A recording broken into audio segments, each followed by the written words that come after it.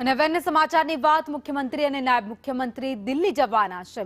આવતીકાલે કેન્દ્રીય ગૃહમંત્રી સાથે તેઓ બેઠક કરશે, ચર્ચા કરશે।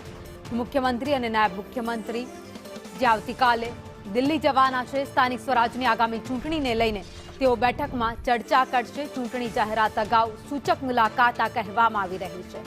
વિકાસ કાર્યો અંતર્ગત બેઠકનો એજન્ડા પણ હશે। વધુ અપડેટ સાથે સંવાદદાતા નિર્મલ દવે અમારી સાથે જોડાઈ ગયા છે। નિર્મલ, મુખ્યમંત્રી અને નાયબ મુખ્યમંત્રી દિલ્હીના પ્રવાસે જવાના છે, તે દરમિયાન આગામી ચૂંટણીને લઈને કેટલીક રણનીતિ ગૃહમંત્રી સાથે તૈયાર કરાશે।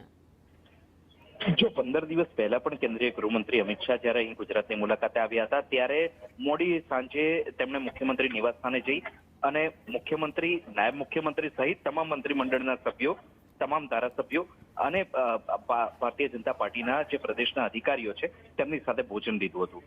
એ વખતે તમામને કહેવામાં આવ્યું હતું કે તમામ મહાનગરપાલિકાની અંદર ભારતીય જનતા પાર્ટીનો ભગવો લહેરાવવો જોઈએ। સ્થાનિક સ્વરાજ્યની જેટલી પણ બોડીઝ છે તેમાં ભારતીય જનતા પાર્ટી કેવી રીતે વિજેતા બને તે અંતર્ગત તેમણે એ વખતે ચર્ચા કરી હતી। જોકે હવે ફરીથી એક વખત આ મુલાકાતનો દોર શરૂ થયો હોય તેવું લાગી રહ્યું છે।